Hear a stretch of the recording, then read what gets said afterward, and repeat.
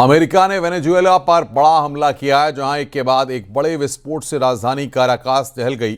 इसके बाद वेनेजुएला में इमरजेंसी लगाई गई और इस बीच अमेरिकी राष्ट्रपति का दावा है कि वेनेजुएला के खिलाफ बड़े पैमाने पर हमले किए गए हैं और उसके नेता राष्ट्रपति निकोलस मादुरो और उनकी पत्नी को पकड़ लिया गया है। अमेरिका का वेनेजुएला पर बड़ा हमला, कई धमाकों से दहली राजधानी काराकास। ट्रंप का आदेश, वेनेजुएला में तबाही। वेनेजुएला में यूएस की एयर स्ट्राइक। हवा से आती इन मिसाइलों ने वेनेजुएला में तबाही मचा दी है। हालात ये बन गए हैं कि वेनेजुएला में राष्ट्रपति ने इमरजेंसी का ऐलान कर दिया है। हमले लगातार हो रहे हैं और इन हमलों का मास्टरमाइंड अमेरिका के राष्ट्रपति ट्रंप को माना जा रहा है।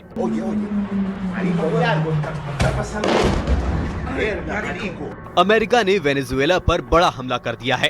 अमेरिका ने वेनेजुएला की राजधानी काराकास में बड़ी मिलिट्री बेस पर अटैक किया। काराकास में नेवी बेस पर हमला किया गया। पेंटागन ने नेवी बेस को निशाना बनाया। शनिवार तड़के करीब 2 बजे वेनेजुएला की राजधानी काराकास में कम से कम 7 धमाकों की आवाज सुनी गई। शहर में धुएं के गुबार उठते देखे गए। मीडिया रिपोर्ट में दावा किया गया कि वेनेजुएला के रक्षा मंत्री के घर और मिलिट्री बेस को निशाना बनाया गया है।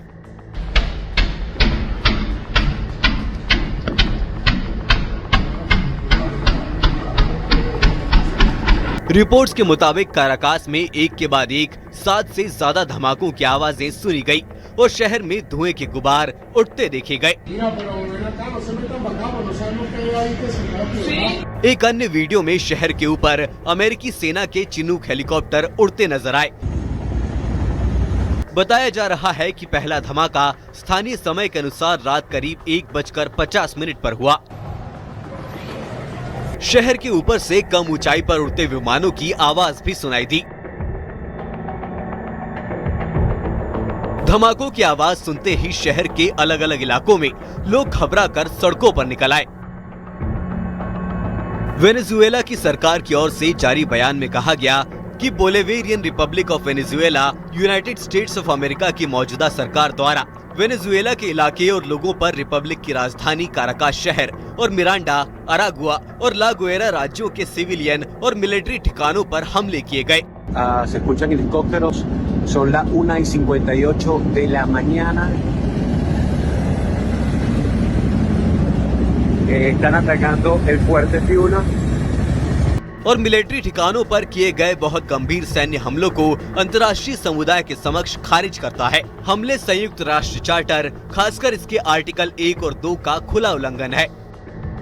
ट्रंप प्रशासन का आरोप है कि मादुरो एक ड्रग कार्टेल चलाते हैं। अमेरिका ड्रग के खिलाफ सख्त कार्रवाई कर रहा है।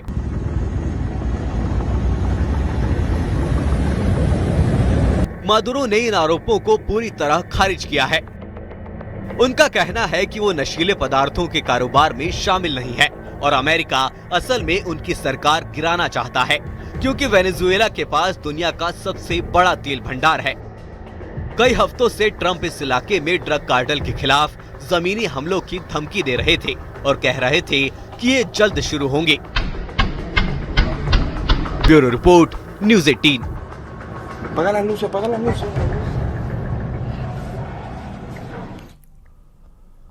विकासनगर के मशहूर आसन बैराज झील पर पर्यटकों का भारी हुजूम उमड़ रहा है। विदेशी मेहमान यानी प्रवासी पक्षियों के दीदार और बोटिंग का लुत्फ उठाने के लिए भारी संख्या में लोग यहां पर पहुंच रहे हैं। देखिए रिपोर्ट।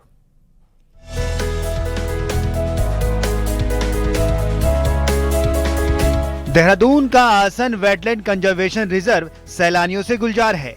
वैसे तो ये झील साल भर पर्यटकों को लुभाती है, लेकिन कड़ाके की ठंड के बीच जब साइबेरिया और मध्य एशिया के ठंडे इलाकों से आए प्रवासी पक्षी यहाँ डेरा डालते हैं तो इसकी खूबसूरती में 4 चांद लग जाते हैं। वहीं इन दिनों बच्चों के स्कूल में सर्दियों की छुट्टियां हैं, तो इन विदेशी परिंदों के दीदार के लिए स्थानीय लोगों के साथ पड़ोसी राज्य हिमाचल, हरियाणा और दिल्ली से भी सैकड़ों की तादाद में पर्यटक यहां पहुंच रहे हैं। प्रकृति की गोद में बसी इस आसन बैराज झील में सैलानियों ने जहां एक और नीले पानी में वोटिंग का आनंद लिया, वहीं कैमरों में इन प्रवासी पक्षियों की अटखेलियों को भी कैद किया।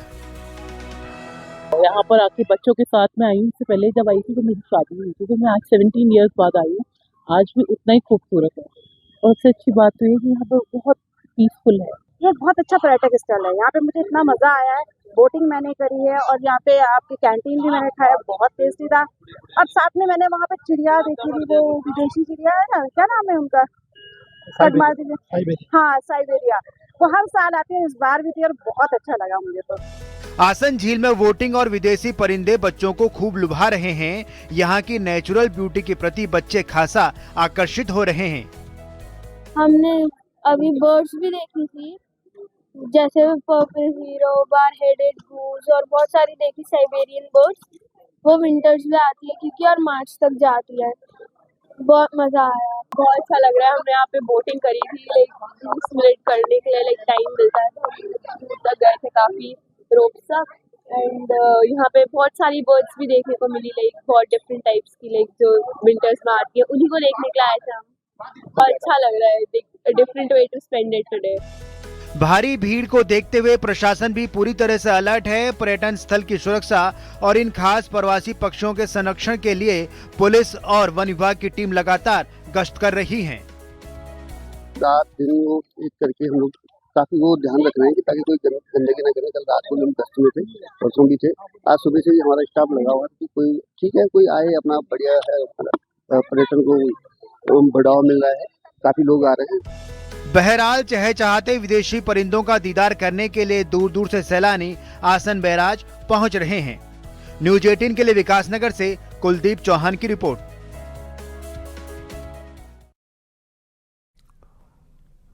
पिथौरागढ़ टनकपुर हाईवे की राह में स्वाला की पहाड़ियां लंबे समय तक रोड़ा अटका रही हैं। स्वाला की दरख्ती पहाड़ियों ने 2 जिलों की लाइफलाइन को कई बार बंद किया है। हालात ये हैं कि हल्की बारिश भी इस पहाड़ी पर भारी पड़ जाती है। ऐसे में अब मार्च तक स्वाला की पहाड़ी का ट्रीटमेंट का दावा किया जा रहा है। देखिए रिपोर्ट।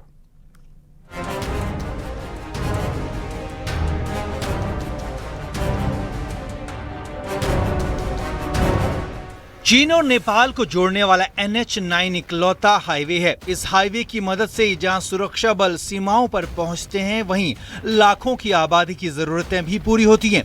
लेकिन ऑल वेदर रोड में तब्दील होने के बाद ये हाईवे स्वाला के पास लगातार डेंजर बना हुआ है। स्वाला की दरख्ती पहाड़ियों ने हजारों बार इस हाईवे की राह रोकी है। ऐसे में अब नए सिरे से इस पहाड़ी का ट्रीटमेंट हो रहा है। नेशनल हाईवे का दावा है कि मार्च तक ट्रीटमेंट का काम पूरा हो जाएगा, लेकिन दावों पर सवाल भी उठ रहे हैं। हालांकि उन्होंने कुछ संसाधनों को बढ़ाया है, लेकिन वो अभी भी आपका उसको बढ़ाए जाने की आवश्यकता है।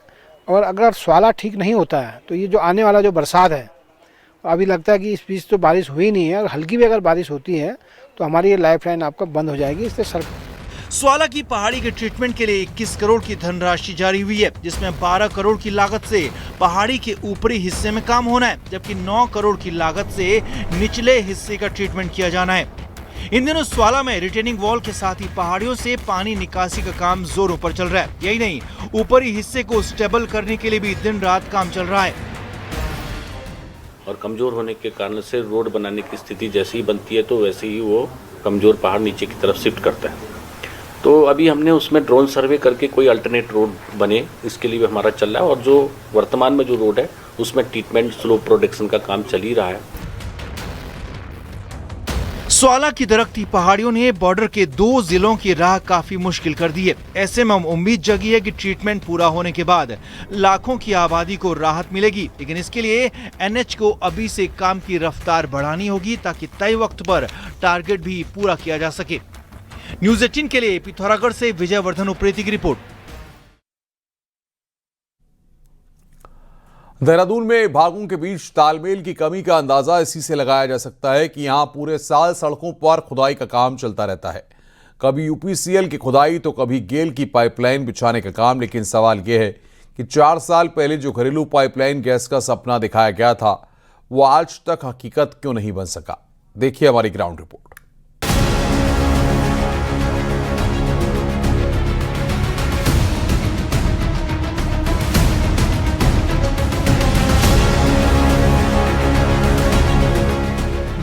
ने 4 साल पहले रियायती दरों पर लोगों को घरों तक रसोई गैस आपूर्ति का भरोसा दिया था और लोगों को उम्मीद थी कि सिलेंडर का झंझट खत्म होगा, सस्ती दरों पर पीएनजी मिलेगी।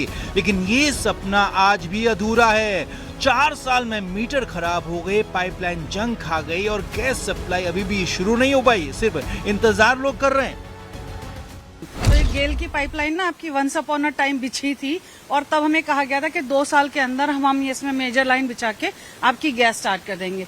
तो उसी उम्मीद पे हम जी रहे हैं कि हाँ शायद किसी दिन ये काम हो ही जाएगा, अब नहीं तो कल। लेकिन होते होते 4-5 साल तो हो गए इसको बिछे हुए and it is doing no good other than कुछ लोग गमले टांग लेते हैं, कुछ लोग पोचे टांग लेते हैं, हो गया काम, बस इसी काम आ रही है पाइपलाइन। तो यहाँ पे इंतजार करते करते हम लोग तो थक गए हैं कि हमारे यहाँ तो शायद पाइपलाइन सिर्फ नाम की ही डाली है उन्होंने, अभी तक तो कोई जो है प्रोसेस स्टार्ट नहीं हुआ। जिस दिन से पाइपलाइन डली है उसके बाद से आज तक कोई आदमी देखने नहीं आया कि अब आपको कब मिलेगी, क्या होगी। अब इस पूरे मामले